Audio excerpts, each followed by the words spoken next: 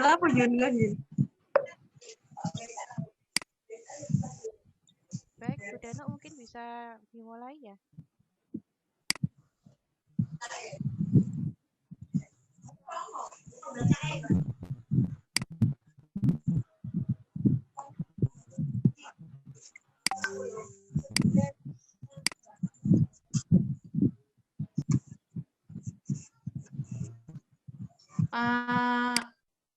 Permana belum?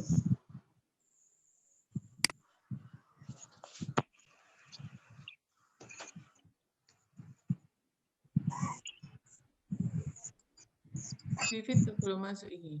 Ya, bisa dimulai Bu. Ini kebetulan di Malang lampunya mati, jadi baterai terbatas ya. Iki Bu Vivit mana iki? Baik, terima kasih yang sudah datang. Tolong di mute dulu sambil mendengarkan penjelasan dari saya.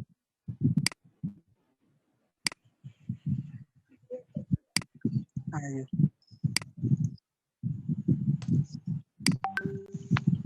Bu Deno bisa minta tolong dikembalikan dulu ya hostnya ke saya belum bisa screen.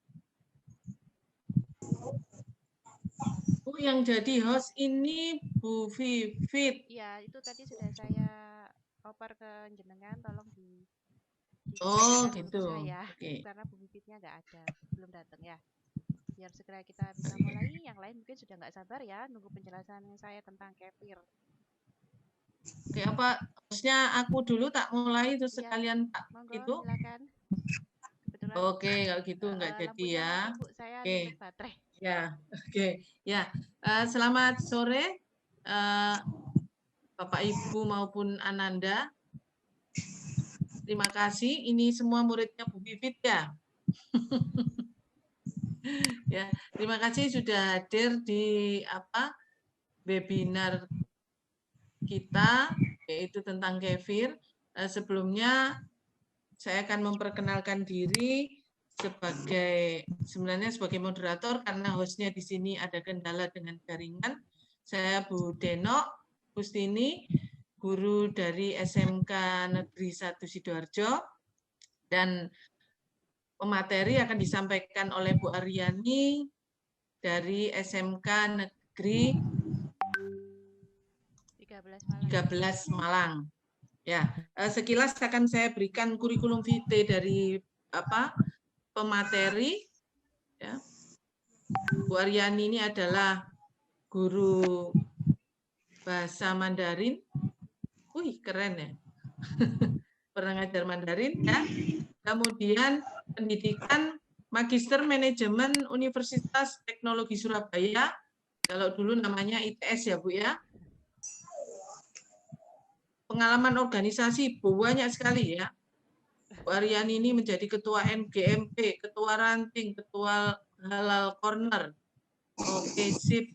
Ya. Bisa ditiru ini nanti oleh Ananda semuanya ya. Kemudian pengalaman kerja, mengajar privat mata pelajaran eksak matematika maupun IPA. Kemudian pengelola Mandarin for Kids di Wiyasa Training Center atau WTC Malang. Kemudian ini staf pengajar bahasa Mandarin di IAAS LC Brawijaya. Dan yang terakhir ini mungkin stasi yang banyak sekali ini ya. Pengalaman kursusnya ini ada seabrek.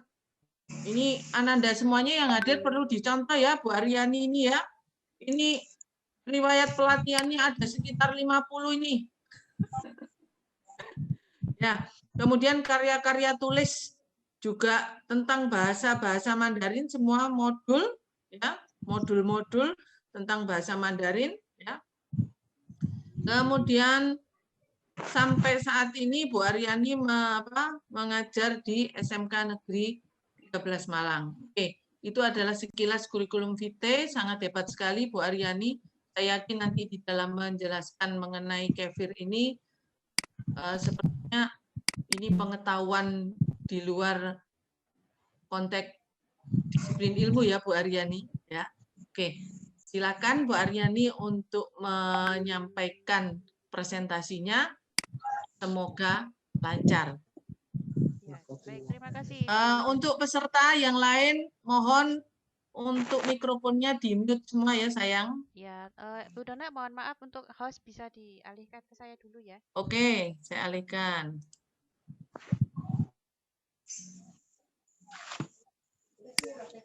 Oke, terima kasih. Lupa rekamnya, Bu. Sebentar.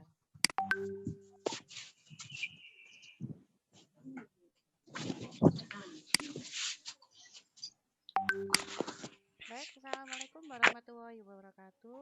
Selamat sore semua. Waalaikumsalam warahmatullahi wabarakatuh. Baik, kalau di Kota Malang sekarang sedang pemadaman listrik ya, jadi mungkin agak cepat ya. Baik, saya perkenalkan dulu, nama saya Ibu Aryani Kusuma Ningrum STP MM. Kalau disiplin saya teknologi pertanian, Bu.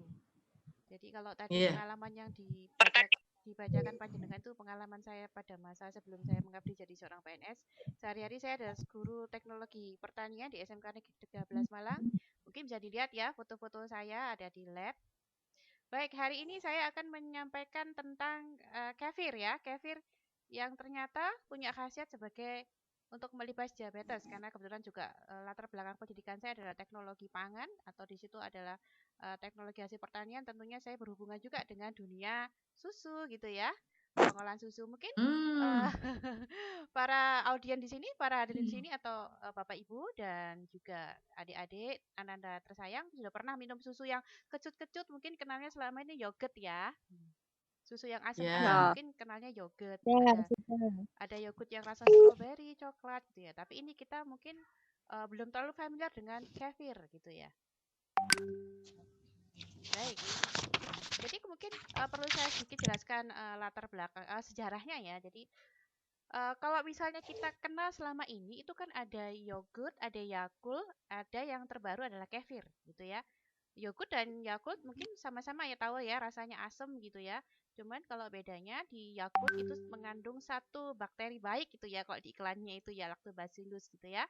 Sedangkan kalau di yogurt dia terdiri 2 sampai 3 bakteri yang apa? Yang dia itu di sana itu bekerja untuk merubah atau memfermentasi susu menjadi menghasilkan asam laktat gitu ya. Dan yang ketiga ini adalah kefir. Apa sih bedanya?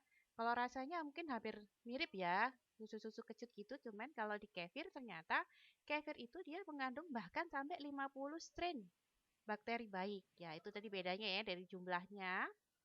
Dan bagaimana khasiatnya? Kalau Yakult atau di situ sering kita kenal ya sebagai merek dia karena dia hanya ada satu bakteri, satu strain bakteri, maka tentu berbeda dengan yang yogurt dan kefir. Oke, kefir ini sebetulnya dia awalnya tuh berasal dari daerah Kauskus ya. Ini adalah pertama dikenalkan dari proses hubungan bilateral antara Republik Indonesia, negara kita dan Rusia sekitar tahun 50 ya. Ternyata dibawa oleh seorang teknisi pesawat di Pelabuhan Militer Angkatan Udara. Ternyata teknisi yang dari Rusia, nah kalau penasaran kenapa kok Rusia ya? Karena Kauskus itu, bisa kita lihat dulu di petanya ya. Kauskus ya, bisa dilihat ya. Daerah Kauskus ini ternyata sangat dekat dengan Rusia. Ya itu ya, kenapa kok Rusia? Kenapa kok Rusia? Kenapa nggak dibawa Spanyol atau apa ya? Atau mungkin Belanda karena kita pernah dijajah oleh Belanda ya. Tapi ini dari Kauskus. Kauskus itu dekatnya Rusia. Ya, ternyata ini ya tadi dibawa oleh seorang teknisi di pelabuhan militer. Lalu disebarkan oleh dokter dan nakes. Nah, ternyata mulai tahun 1950 sampai 2013 itu belum booming. Jadi mungkin kita sendiri juga nggak terlalu tahu ya kefir itu kayak apa. Tapi rasanya ya hampir mirip-mirip lah dengan yogurt ya. Dan ternyata boomingnya itu baru tahun sekitar 2014 sampai 2015. Padahal sudah dibawa di Indonesia mulai 1950. Dan ternyata memang sekarang lagi banyak nih artis-artis yang endorse untuk apa? Di endorse untuk mengiklankan ini apa krim apa ya masker kefir gitu ya karena memang ternyata banyak sekali manfaatnya untuk kecantikan ya walaupun mungkinnya di sini memang orangnya udah cantik-cantik ya gitu ya tetapi kan jadi lebih wajahnya lebih kinclong gitu ya kalau dirawat dengan kefir gitu ya Nah, ternyata sudah banyak sekali tuh penelitian ingin tahu kefir tuh manfaatnya apa sih? Apalagi ternyata mengandung lebih dari 50 strain bakteri baik gitu ya. Dan ternyata bahkan sebuah majalah ini, majalah Trubus ya, mungkin jarangnya baca ya majalah Trubus ini ya, itu sampai mengeluarkan 2 edisi yang membahas tentang kefir. Dan ternyata kefir itu banyak sekali bermanfaat untuk para penderita diabetes gitu ya. Sudah banyak juga para dokter atau para nakes itu yang merekomendasikan. Dan membuat kefir itu ternyata mudah sekali seperti kita membuat yogurt. Tinggal beli susu, tinggal dipasteurisasi, lalu ditambahkan dengan bibit kefir. Bibit kefirnya apakah harus beli ke Kauskus Rusia? Oh tidak, di Indonesia banyak ya, di Kota Malang juga ada. Baik, kalau ada yang pengen penasaran gini ya, kenapa ya kok bisa ya kefir itu bisa membantu para penderita diabetes untuk mengatasi fluktuasi gula darahnya, jadi gitu ya. Ternyata yang namanya mikrobia ini adalah kumpulan bakteri yang memiliki khasiat untuk tubuh, gitu ya. Ada yang namanya peran mikrobia. Ternyata mikrobia itu dia memiliki 3 fungsi yang baik terhadap manusia. Yang pertama adalah membantu mencerna makanan, mengatur sistem imun, dan perlindungan terhadap bakteri patogen. Jadi kalau kita ingat tuh ya, iklannya Yakult, tuh ada rombongan bakteri baik yang mengusir para bakteri jelek atau yang tidak baik. Nah, itu padahal Yakult itu hanya satu jenis bakteri atau satu strain saja. Bayangkan kefir yang mengandung hampir 50 strain bakteri. Kata-kata itu. Ya wis Kak. Oke, baik. Halo. Nah, ternyata perubahan komposisi mikrobia pada tubuh itu ternyata berubah. Mikrobia berubah pada siapa?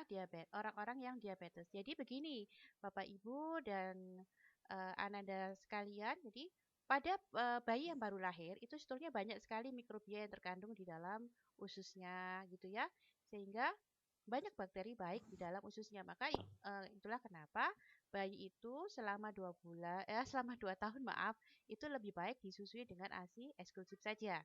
Karena apa? Karena begitu seseorang bayi itu mendapat makanan selain dari air susu ibu, maka banyak itu makanan-makanan lain yang bisa merubah komposisi atau jumlah bakteri baik di dalam perutnya.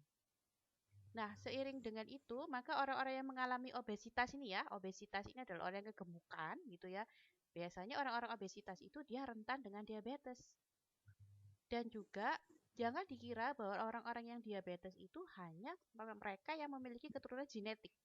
Karena ternyata orang yang Bentar Bu Aryani. ya, Bu Aryani. ya. Ini Pak Permana masuk ini, Pak Permana. Oh iya, sebentar. Pak Permana, ya. Tadi kayaknya udah masuk ya. Belum.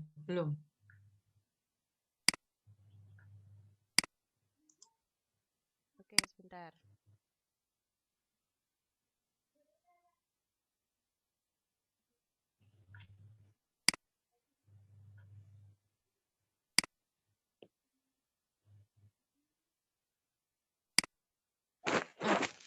Sudah Bu, sudah. Sudah? Baik. Sudah masuk. Oke, hostnya saya kembalikan ke Bu Deno aja ya. Gak apa-apa, diteruskan aja. Pak Reza sudah masuk ini. Oke, baik, saya lanjutkan.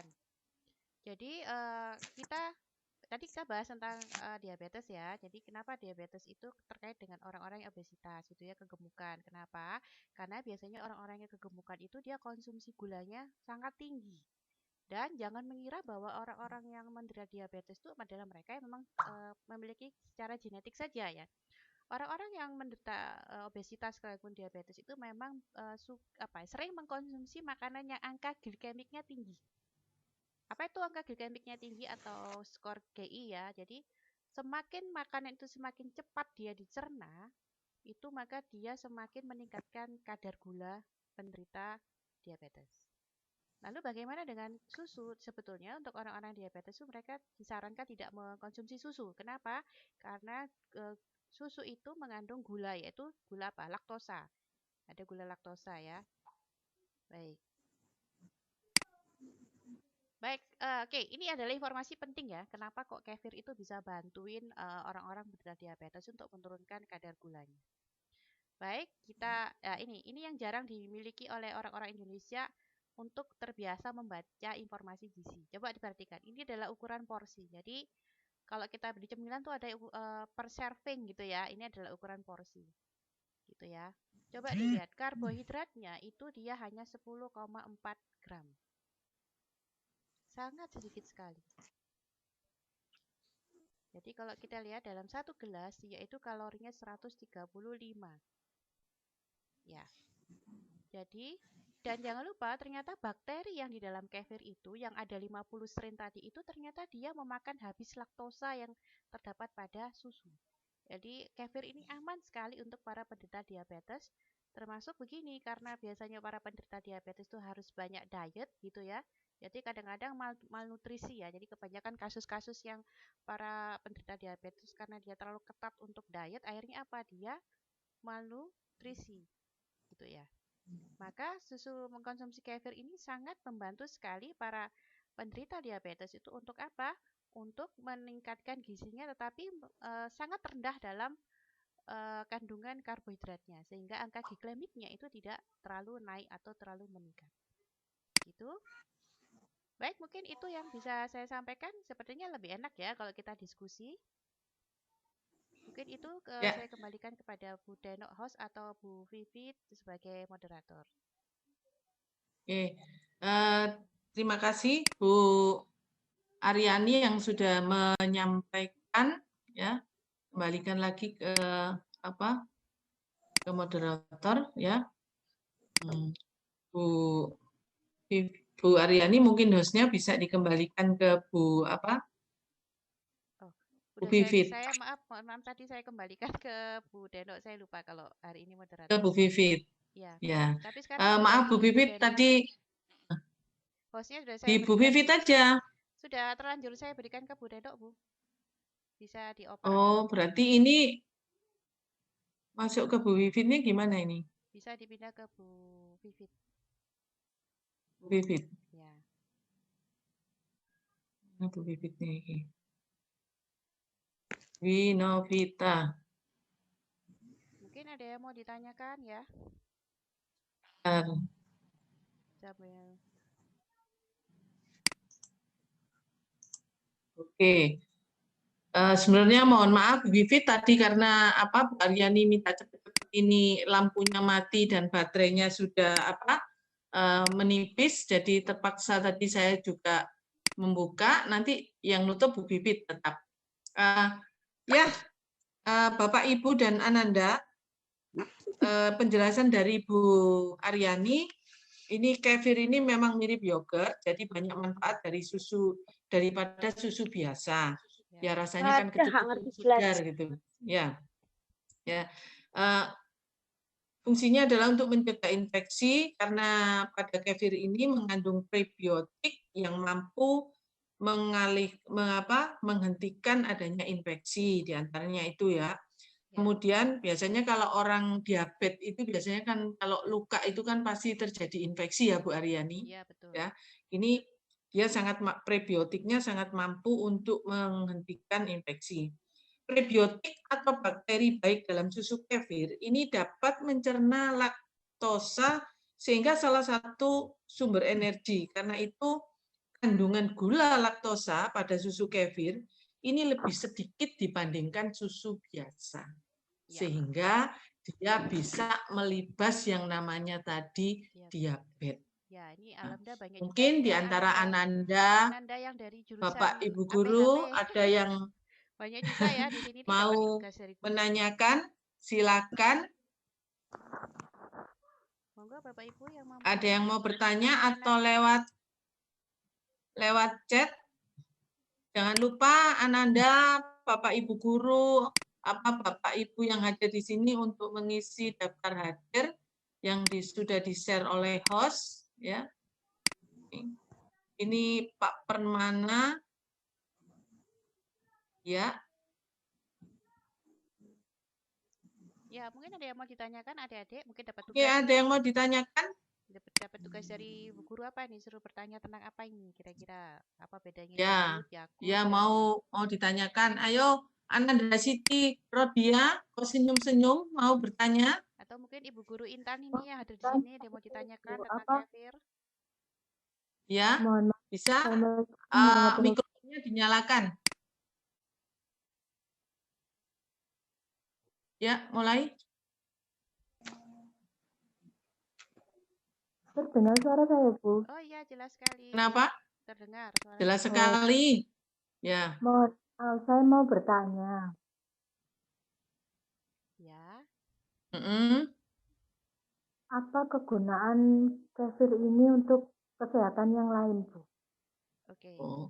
Ya, apa kegunaan kefir untuk kesehatan yang lain, Bu Aryani?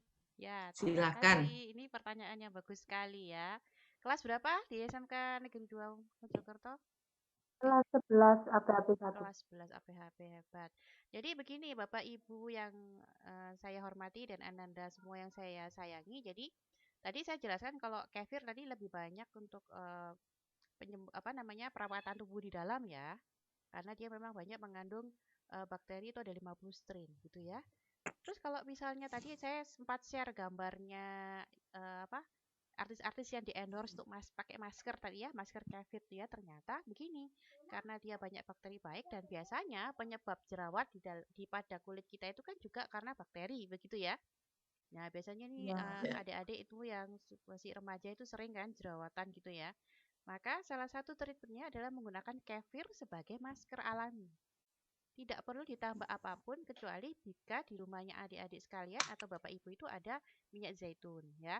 Bahkan cukup hanya kefir saja ya, kefir murni yang kita oleskan setiap pagi, lalu wajah kita dilap dengan air hangat itu sudah sangat membuat wajah itu kinclong dan glowing. Kenapa? Kalau ditanya karena mengandung obat anti jerawat. Nah, obat anti jerawatnya itu tadi adalah ada 50 strain bakteri baik yang bisa perang gitu ya melawan bakteri jahat yang bikin jerawatan di wajah kita. Jadi kefir tuh bagus banget, diminum bagus, dioles ke kulit juga bagus gitu ya. Nah, nanti bisa minta diajarin nih kepada Bapak Ibu guru ya. Bapak Ibu guru APHP gimana tuh caranya bikin kefir. Dan ternyata bikin kefir tuh gampang banget. Seperti kalian semua itu praktikum bikin yogurt. Persis caranya seperti itu. Hanya bedanya adalah pada starternya saja. Starternya yogurt dengan starternya kefir berbeda. Kalau di yogurt itu hanya 2-3 strain bakteri, sedangkan kefir itu sampai 50 strain bakteri. Dan jangan lupa bakterinya baik, bagus, bermanfaat bagi tubuh dan kulit kita. Kayak saya jadi bintang iklan gitu ya. Terima kasih Mbak Siti Rodia. Mungkin yang lain mau bertanya nih. Tapi waktunya nggak banyak ya. Ya, satu kali lagi. Ya, siapa lagi yang mau bertanya? Oh, ini di chat ada yang bertanya. Nah, ini ibundanya. Ya, Ibu pemateri hebat, kebetulan Bu, saya ada diabetes. yang ini, Bu. Ada yang raise hand tuh, Bu, dari Eriska, Salsabila, Tita Aulia. Ini Itu raise dari hand. Intan. Di unmute aja. Dari Eriska tuh. Salsabila, Tita raise hand, dia mau tanya tuh. Oh ya, silakan. Silakan Dibuka Salsabila. Atau ini sambil menunggu saya bacakan ini yang dari Intan. Ini Itu sudah siap? Siapa yang mau tanya? Ibu gurunya nih, Ibu Intan. Bu Guru Intan dah. Iya. Iya. Bukan adik-adik ya. Bu Intan mau tanya. Ini ya. Oke. Ibu pemateri hebat, kebetulan saya diabetes sudah 5 tahun. Untuk konsumsi diabetes itu sebaiknya mengkonsumsi kefir murni atau yang bagaimana mensiasati konsumsi kefir yang mungkin mengandung kadar gula banyak. Terima kasih. Silakan dijawab, Bu. Oke, baik Ibu Intan. Baik, untuk kefir ya, kefir tadi saya sampaikan. Jadi memang pada dasarnya semua susu itu mengandung gula. Ya, tapi bentuknya bukan sukrosa ya, bentuknya adalah laktosa. Maka bagi orang-orang yang alergi terhadap laktosa pun mereka tidak boleh mengkonsumsi susu. Tetapi bedanya jika susu ini sudah diolah menjadi bentuk kefir, maka ada 50 strain bakteri yang dia akan pada proses fermentasi itu dia banyak memecah laktosa ya, bahkan memakan laktosanya gitu ya. Dan tentunya juga menghasilkan menjadi asam laktat. Jadi kalau dari beberapa penelitian dan jurnal itu ternyata untuk para penderita diabetes yang dia juga mengurangi mengkonsumsi makanannya berkarbohidrat gitu ya, dengan angka glikemik yang di atas 50, lalu mengkonsumsi kefir pagi, siang, dan malam setelah makan gitu tentunya ya, maka ternyata kadar gulanya menurun. Jadi karena ada aktivitas dari 50 strain bakteri tadi begitu. Jadi kalau ditanya yang murni, ya yang murni tentunya tanpa penambahan gula sama sekali. Walaupun pada proses pembuatannya memang ada beberapa kefir yang diberi tambahan gula gitu ya, karena untuk pada proses fermentasinya. Tetapi ternyata jika diteliti itu ternyata kadar gulanya sangat rendah dan tentunya angka glikemiknya juga sangat rendah. Jadi kalau kita lihat kalau kita memilih makanan untuk mereka yang beresiko atau komorbidnya juga diabetes, maka yang dilihat adalah angka glikemiknya. Tidak hanya kandungan gulanya saja gitu ya. Mungkin itu Bu Intan yang bisa saya jawab. Mungkin tadi ada adik-adik yang mau raise hand tadi ya. Atau Oke, karena ini waktunya sudah itu, monggo Bu, terima kasih atas pertanyaan dari Ananda maupun Bapak dan Ibu. Saya kembalikan lagi, sebelumnya saya ucapkan terima kasih kepada presenter Bu Aryani yang sudah menjelaskan dengan hebat sekali. Ini saya kembalikan lagi ke Bu Dwi Novita. Silakan Bu Dwi Novita. Oh, kok enggak itu? Di sini ada yang namanya Dwi Ayu. Wah, ini kok ngekliknya di hostnya dia ya, Bu ya? ya Ayo teman kelas saya, Bu. Oh, coba ini diklik hostnya dikasihkan ke saya lagi, coba. Oke, Mbak Dwi Ayu bisa diklik namanya Ibu Deno, terus Mm-mm. dijadikan host ya. Minta tolong ya Mbak Dwi Ayu. Make host. Ya, make host ya. Jadi klik dulu namanya Bu Deno, Itu diklik kedua. kanan, ada tulisan make host. Ya, sudah? Belum kayaknya. Belum ya. Mungkin bisa ditutup dulu ya Bu Dwi Novita. Sudah kembali ke Bu Novita. Begitu ya. Terima kasih Bu Deno dan juga Ibu Aryani yang sudah berpartisipasi hari ini untuk memberikan beberapa informasi mengenai kefir yang sangat berguna untuk kesehatan tubuh manusia. Apalagi saat pandemi seperti saat ini, mudah-mudahan menjadi salah satu alternatif kita agar mencari atau menemukan sumber gizi selain buah-buahan juga makanan-makanan yang lainnya. Ya. Baik, terima kasih banyak untuk Bu Deno selaku moderator, juga untuk Bu Aryani selaku presenter, kemudian juga untuk Ananda serta Bapak Ibu sekalian yang saat ini sudah hadir. Mohon maaf tadi saya miss di awal karena lagi ada masalah teknis ya di laptop saya, agak sedikit ada gangguan. Tapi semoga saja aktivitas pagi hari ini, mohon maaf siang hari ini begitu ya, menuju sore bisa bermanfaat untuk kita semuanya.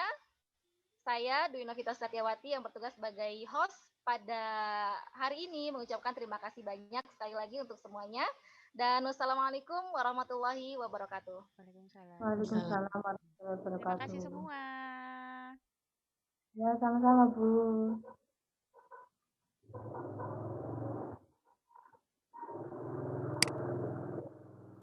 Baik Bu Deno, Bu Dwi jangan keluar dulu sambil menunggu host beralih karena hostnya masih di atas nama Ananda Di Ayu.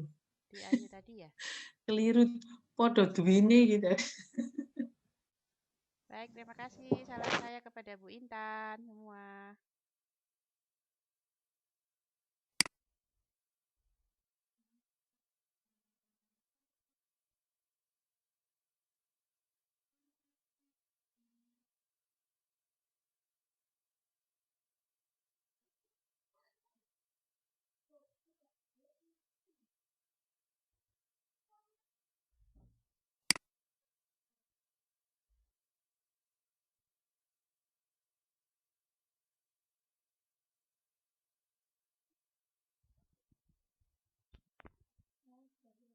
Belum sih. Apa sih, mau apa sih?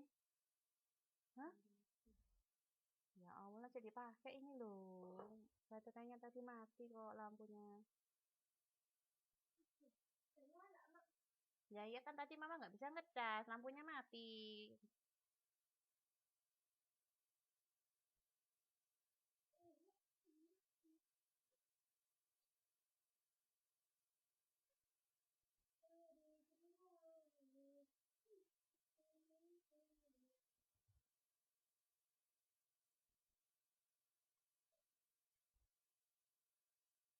Anak kecil, anak Indonesia, nggak boleh lihat apa itu dewa-dewa ya. Enggak. Karena itu juga Kristen. Ada apa itu namanya? Allah cerita Allah nggak apa-apa. Oke.